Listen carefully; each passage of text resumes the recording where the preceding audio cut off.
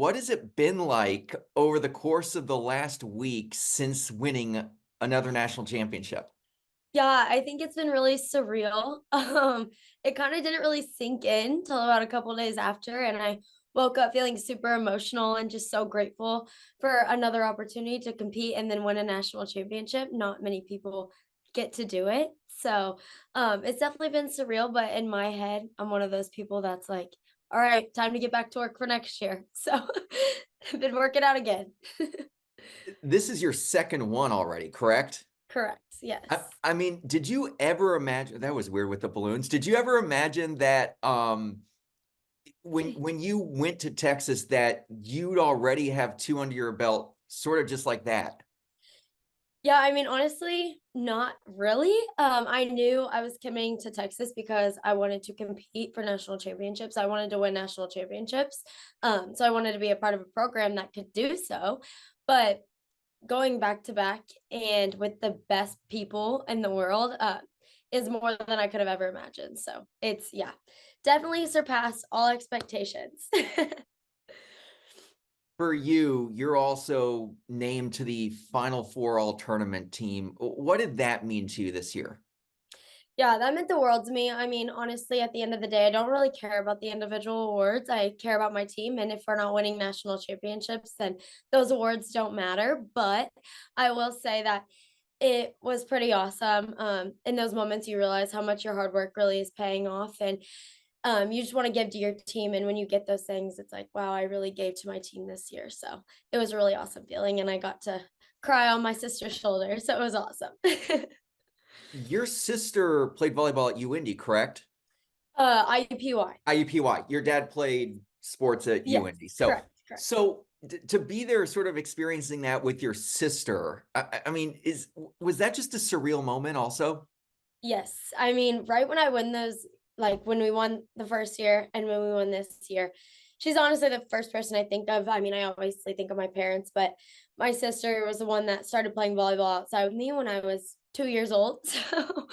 So, yeah, I ran up to her, gave her the biggest hug. She's the person that has taught me almost everything I know. She's taught me how to work hard, and to like never, ever, ever settle or be satisfied. So, yes, she's the person I look to, and I'm so excited to run up to her and tell her thank you for all she's taught me.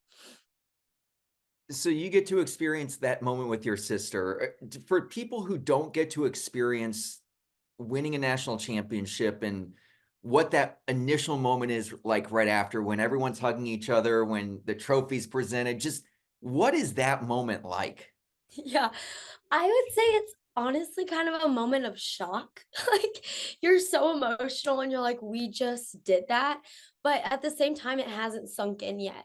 You're just so excited and you're just trying to be in the moment and like just enjoy everything, like from going up to getting your award to hugging everyone, and then seeing your family finally. Because you see them in the stands, and then you finally get to go run up and give them a hug. So it's seriously, like, the greatest feeling in the world, and I'm so blessed to have been able to already experience it twice.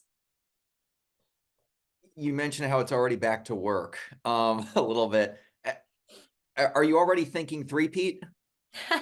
Of course, that's definitely in your head. We got to take some pictures with the 2 trophies, and I was talking to my sister, and I was like, "I wanna have 4 of these around me in a picture by the time I graduate." So yeah, I think you're always striving for more. I mean, in my head, obviously, you wanna take it in, you really wanna, like, enjoy it, and I definitely am, and I'm definitely looking at the pictures every single day, looking at the videos every single day, but, um, yeah, I mean, work's never done, so it's kind of exciting to think about next year and how we have so much potential still. We still have a bunch of our starters coming back. So it's just so exciting. It's like, oh, I want to get back in the gym again. For you individually, I know that you look big picture and it's a team thing and whatnot, but everyone's individual performance impacts that team. How did you grow over the course of the last year, and what do you want to work on this offseason? Yeah. I think I personally grew the most I've ever seen myself grow in athletics ever this year, and it was really awesome to see and feel. At the beginning of the year, I played all year last year. but I wasn't the libero. This year I had to step into bigger shoes. I had really big shoes to fill. The girl above me is an all like her name's Zoe Fleck. She was an All-American, amazing player, amazing person, great teammate. So having those shoes to fill was a lot, but I knew I could do it with the help of my coaches and my teammates. And my coaches were just relentless about like making me better. I mean, every single day, like they were telling me things I could correct, things I can do better. And sometimes it's like, oh my gosh, like that is so much. But at the same time, I'm so grateful for that coaching and those hard days in the gym because ultimately that's what makes you win championships. So just so grateful. I wouldn't have grown like I did without my coaches and without all of our staff, all the people who feed us every single day and fuel us with the right food to make us better. Being from Central Indiana, I know you found a lot of success at Roncalli. When you sort of take a step back, how did that experience at Roncalli help you sort of find the success that you're having down in Austin? Yeah. I think coming in as a freshman at Roncalli, I had to step into big shoes as well. I was a freshman libero on varsity, and everyone was older than me, and I had to figure out how I was going to like navigate talking to the older girls and making sure I didn't sound like bossy and like creating a great team dynamic, things like that. And I think I was able to apply those things that I learned at a really young age this year. And just like being a good teammate and finding my role because my role might not be being the person who talks all the time, but being the person who has all the energy and someone who is going to tell you like, hey, I got your back.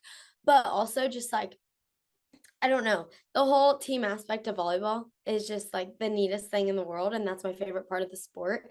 And just learning about your teammates. And like I said, at Roncalli from a young age, going to my senior year, I had to learn how to deal with older girls and then figure out how to like grow the younger girls. And it's just kind of exciting to see that like transfer over to my experience at Texas.